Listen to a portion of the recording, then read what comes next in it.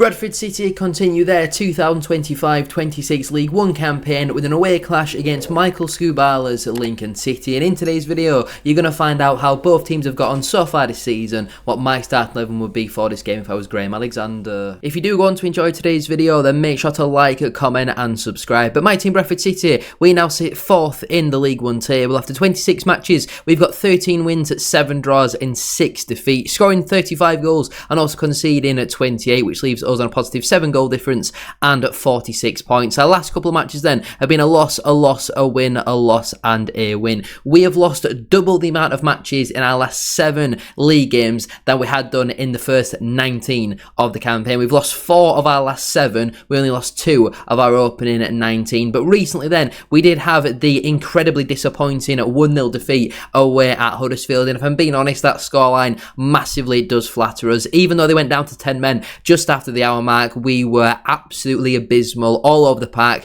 created absolutely nothing. It was a game totally dominated by Huddersfield Town. It seems like the stats are not wanting to load, but they absolutely battered us in that one. And the only reason why we got a slight glimmer of hope was because of that red card, which definitely was a red. But I think in the first half, we had 1 shot not on target. The exact same thing pretty much happened against Cardiff City in the game prior to that, where in the first half, again, we just created absolutely nothing. I'd love to be able to show you that, but even this one against Cardiff, we were better than what we were against Huddersfield. First half was largely Cardiff. Second half, we did have a lot of pressure without really creating too much. Jensen Metcalf scores a brilliant goal from 20-25 yards out, but again, we're just not really creating enough and certainly not scoring enough goals at this moment in time. Before that one, we had a 2-1 win away at Blackpool. It feels like a long time ago now since this game. Great to see Eden Baldwin get his first goal for the club and Will Swan back on the score sheet as well. Blackpool are a decent side, so I do think this is a good 3 points, especially being on the road. Nice to do the double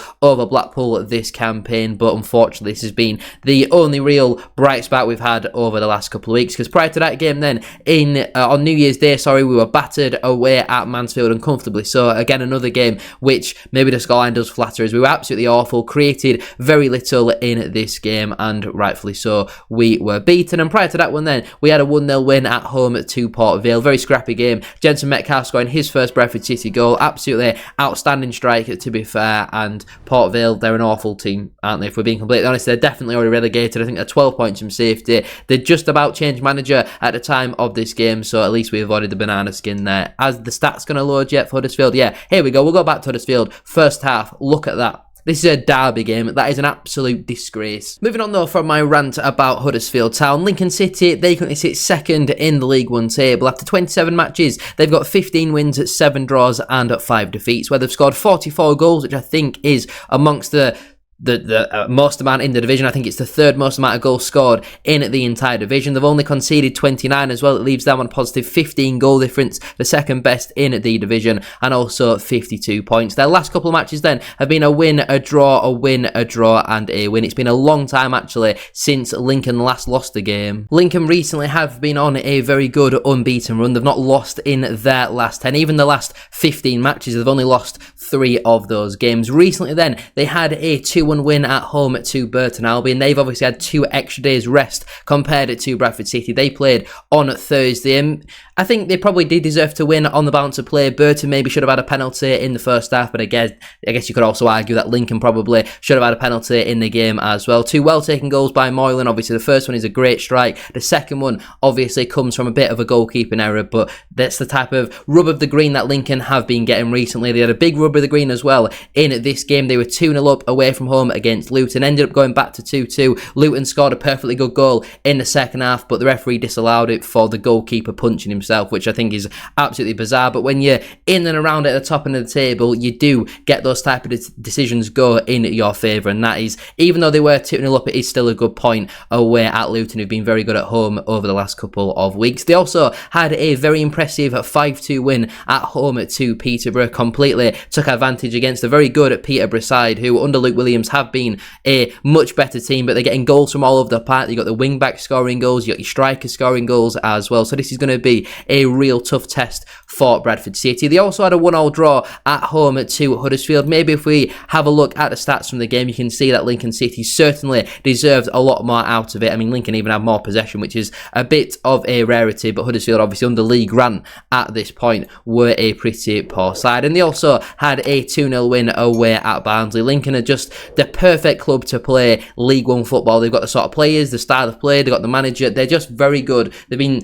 for the large part, together for a number of years now, and they're now reaping the rewards of that. If I wanted any other club to get promoted ahead of Bradford City, I mean, obviously I want Bradford City to get promoted over anybody, but if there's anybody who's going to pip us to that, given the connection between the two clubs, I would like it to be Lincoln City. But I would love nothing more than for us to stuff them 5-0 tomorrow. If they win, our chances of automatic promotion for me then are pretty irrelevant. When we're not going to get anything out of that if we lose tomorrow. But because at that point, I guess we would be 9 points from second, and we're not gonna bring that back at that stage. So a point wouldn't be the end of the world, but I think given the recent run of results, a win here is needed. And against a team that have not lost in the last 10, it's going to be very, very tricky. We need to get the team selection right. We need to start scoring some goals, and we need to sign some players as well. Before we do go any further though with today's video, please make sure to drop a like on there for me and subscribe to the channel as well if you are new. Can we try and hit 140 likes on today's video? And don't forget to get your thoughts in down in the comment section down below. Let me know down below your score prediction for this match, and what would your starting 11 be as well. There has to be a lot of changes from that game against Huddersfield, but given that we've got a relatively small squad at the moment, doesn't look like we're going to sign anybody before tomorrow, I'm not really too confident going into this one, to be honest. In terms of my team then for this game, I would change the formation. I think recently we've seen with the 3-4-2-1 that we're just getting massively overran in the midfield. We got the press completely wrong against Huddersfield. There was so much space and gaps for them. Offensively, we're creating absolutely nothing. So I would go personally to the 3-1-4-2, 3-5-2, whatever you want to call it. But we need to see some changes, because the first half against Cardiff was a disgrace. The first half against Huddersfield was absolutely pathetic. And yeah, it's all well and good being a bit better in the second half. We were I would say acceptable against Cardiff City. That was much more the standard that we've come to expect, but even the second half against Huddersfield created very little, and they obviously had 10 men for well over half an hour. But in goal for me, I would go with Sam Walker. I certainly don't put the blame on our defeat against Huddersfield on Sam Walker, but I think he could maybe do a little bit better with the Huddersfield goal. Obviously the first shot, I think he does decent to palm it out, but he parries it right into the path of the Huddersfield player. Maybe you could say the defenders should have been marking better, but Walker, you'd ideally like your keeper to be pushing it away from right back into the danger zone. But again, I don't think he was to blame. He made a couple of decent saves throughout the game for me. In terms of my back three then, I think we're going to need to go quite physical at the back, given Lincoln's style of play, given it's on a Tuesday night. You know, it's not going to be a pretty game whatsoever, so we're going to need our big physical centre half. So right centre back, I would go with Aidan Baldwin. I felt personally Joe Wright had a really poor game against Huddersfield, and for that reason I would keep Baldwin in that right centre back position. I know he's not the most physical of centre halves, but we also do need his quality on the ball, and I think Joe Wright or even Neil Byrne in that right centre back position could certainly get done for pace down Lincoln's left side. In the middle, I would go with Curtis Tilt. I don't think it was his best game in the world against Huddersfield, but I think he was one of the better performers, which goes to show the standard of a lot of the players who did play against Huddersfield, and hopefully he can get back to his best in this one. Obviously missed the reverse fixture, which finished in a 0-0 draw, but in these type of matches, Curtis Tilt is absolutely perfect. And as my left centre-back then, I would bring in Kieran Kelly. Again, it's a physical type of game, and if you're playing Curtis Tilt in the middle because the likes of Joe Wright and Neil Byrne haven't really performed, then your only other option at left centre-back then has to be Kieran Kelly. With Tom McIntyre going back to Portsmouth, we've still not brought in another centre half. I know Kieran Kelly isn't the best in the world, certainly not great technically, but what other real options do we have at the moment? So Kelly, let's see him get another opportunity. I'm pretty sure he played in the reverse fixture, so hopefully he can contribute to another clean sheet. Maybe. As my holding midfielder, I would go with the captain, Max Power. Now, this is largely based on lack of availability more than anything else, because I thought Power again against Huddersfield was really poor, really poor, and I think we've recently seen that we know he's on 9 yellow cards and he looks like he's playing within himself, and for me, he's just got to start playing his game again. If he gets booked and misses 2 games, then we're going to have to get some squad depth. We're going to have to sign another holding midfielder, because Power knows he's going to play every single game regardless of his performance, because he's the only player who can naturally play as that holding midfielder. And I think in this formation it might suit him a bit better, because obviously he's not the quickest, he doesn't really have much legs in there, and I think when you put more legs around him, that certainly could suit him, but just have him doing that anchor job like what Smallwood did at last campaign in this formation, I do think that could certainly get the best out of him. But for God's sake, we've got to take him off set pieces, because recently his end product from them have been really poor. In terms of my midfield four, in front of him then at right wing back, I would go with Harrison Ashby. I was actually quite frustrated with Ashby's performance, in all honesty. He kept giving away some really clumsy fouls against Huddersfield, and just for some reason wasn't overlapping or getting down the right flank and getting balls in. I don't think he put a single cross into the box, but he wasn't as bad as Josh Nerfil, so that's the reason why Ashby would be picked over him, in my opinion. I thought Nerfil had an absolutely awful first half, just looked like he didn't really want to be there, not really running, certainly not going forward, wasn't really contributing much defensively, on the ball not great, and it's been a long time now, similar to Max Power but also Josh Nerfil, that their performances just have not been there whatsoever. And if we're going to need to make changes for them to get back to the best, then they certainly could do that. But there's no way somebody like a Brad Halliday, who might lack a little bit of quality at times, but he would have given you 110%, and that's certainly what we didn't see from Josh Nerfil on Saturday. In terms of my two central midfielders then, slightly ahead of Max Power, firstly I would go with Tommy Lee. Obviously lack of availability in there at the moment, but Tommy Lee scored a great goal away at Cardiff, and when you look at some of the other options in there, the likes of Joe White, the likes of Louis Sibley, certainly haven't impressed since they've signed in this transfer window. So Tommy Lee, I like to see him get another opportunity again. If it's going to be a physical type of game, Tommy Lee is, well over 6 foot, so certainly could suit him for this fixture. And partnering him in at that midfield, I would go with Jensen Metcalf. Again, he's certainly got the legs going forward. I think him and Tommy Lee certainly do have a goal in them, but as we know, Anthony Sarsic probably going to miss this game as well. We don't know the extent of his injury, but certainly doesn't seem like a good one. So I'd like to see that as my kind of midfield triangle, power a bit deeper with Tommy Lee and Jensen Metcalf slightly ahead of them. But again, it just comes down to a lack of availability. Alex Patterson would have been perfect for a game like this, but we've let him go for Joe White, who failed to impress whatsoever on Saturday. Completing at my midfield then, at left wing back, I would go with Ibu Toure. Again, I don't think he was awful whatsoever against Huddersfield. Obviously, we know he's much better defensively than he is going forward. Doesn't really offer much going forward. I think his crossing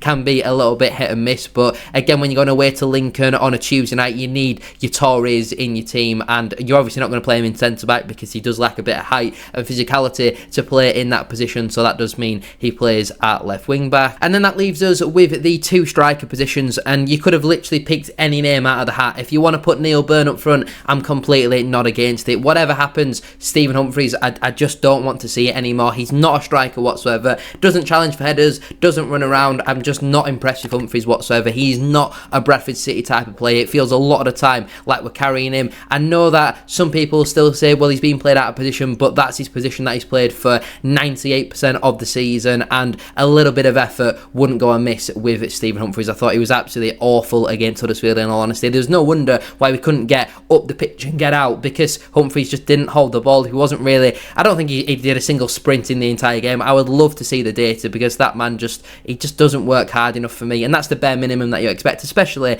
in a derby. And don't get me wrong, he certainly wasn't the only one on Saturday, but our press, which didn't exist on Saturday, starts from the striker, and Stephen Humphries certainly does not provide that. And with Will Swan set to be missing for the next 4 or 5 weeks or so with injury, then we need to sign 2 strikers, Ethan Wheatley and one more. Spend some money on a decent striker. If you want promotion, then that comes at a price, and you've got to go and spend some money on a striker. But in terms of my 2 strikers then, firstly, I would go with Callum Kavanagh. I can't believe I'm saying that, because personally, I think technically Callum Kavanagh is not good enough for League One level, but at least he runs around, at least he puts a bit of effort in. And when you're looking at the comparison between Kavanagh and Humphries as your only 2 options going into this game, then Callum Kavanagh gets the start for me. Again, I don't think he was awful against Huddersfield, in all honesty. He can create a bit of chaos at times. I think he's really going to struggle against their big physical centre halves, but what other options have we got? We've literally not got anyone else to play up there, so Kavanagh hopefully will come up with a goal if he does get the start. I'm partnering him in my front 2 then. It might come as a little bit of a shock, but I've gone with Bobby Poynton. Now, there is method to my madness here. I think you do need to be a little bit more defensive minded when you're going away from home, but I wouldn't necessarily say that Poynton is playing as a striker for the whole game. Out of possession, when you need to be structured and in your shape, Poynton is in that striker position, but in possession, let him go wherever he wants. I think that really could cause Lincoln City some problems, giving Poynton that freedom to just go wherever. He could float over and link up with Ashby down the right side, or he could play some nice triangles between Metcalf and Torre over on the left side, or he can get really close to Kavanagh. They can do some intricate passing. Poynton can play in behind for Kavanagh to run onto, because they've not got the quickest in terms of centre-half. So I think playing Poynton in that free role, again, when you look at the front two on paper, Poynton not being a naturally striker, Callum Kavanagh being Bradford City's fourth choice, it says a lot about our availability at the moment, and the fact we've still not signed a striker at the time of recording going into this game is absolutely criminal. Our squad currently is weaker than what it was at the beginning of the transfer window, and that is fact. That is what the results are clearly showing as well at this moment in time. Do I think this team is good enough to go away to Lincoln and get a result? Maybe a 0-0. I think that's the best result that we could hope for. We do not like scoring whatsoever at the moment. We're creating very little, and I would love for the players to prove me wrong. I completely understand that we are 4th in League One and we are massively overachieving, and if we finished 20th at the start of the campaign, I would have definitely snapped your hand off. But that doesn't mean that expectations can't change mid-season. That also doesn't mean that Alexander is immune from criticism, because he is getting things wrong at this moment in time. The recruitment, the players we've brought in have certainly not impressed so far. Obviously, it's only been a couple of games, there's still plenty of time left, but is anybody really confident of automatic promotion now? Again, that sounds crazy to say, so context is very important, but why can we not expect better? Bit of effort, because a lot of players didn't show enough effort on Saturday. I think that's all I want to see from this game against Lincoln. I do not mind whatsoever if we lose, as long as we lose in the right manner. Like against Cardiff, we lost and it was disappointing, but I felt like we maybe could have got something out of that game, because we gave it absolutely everything in that second half. But against Huddersfield, it was diabolical all over the park, and especially in a derby, unfortunately, you're going to get criticised if you play like that, and every single one of them came away from the game with absolutely no credit. Some were worse than others, but I'm losing my head. Let's just move on to the subs. On the bench then for me, that would leave Joe Hilton, Josh Nerfville, Matt Pennington, Tyreek Wright, Louis Sibley, George Lapsley, and also Stephen Humphries. So certainly not the strongest bench whatsoever. The players currently unavailable are Anthony Sarcevic and Nick Powell and Will Swan. So the players who missed out then through selection would be Neil Byrne, who looks set to be joining Doncaster Rovers, which I think is a very strange move from their point of view. Also missing out would be Joe Wright and also Joe White as well. I think Joe White's first 45 minutes in terms of a start from a Bradford City point of view were one of the worst debuts I think I've ever seen from anybody. He was atrocious. So hopefully if he does play tomorrow, he can come good in that one. But I would like to see change. I don't expect anybody to necessarily agree with my team, but realistically, when you're playing as bad as what you did against Huddersfield and you're not really got many options, what else can you pick? But anyway, I'm going to leave it there then for today's video. If you have enjoyed, please make sure to drop a like on there for me and subscribe to the channel as well. If you are new, can we try and hit 140 likes, as I said at the start of today's video? And don't forget to get your thoughts in down in the comment section down below. How do you think that Bradford City will get on tomorrow? What is your score prediction? And also let me know down below your starting 11 for this game. I'll be very interested about all the different players that you would pick. But thank you all for watching. Have a great rest of your day, and I'll see you very soon for another one.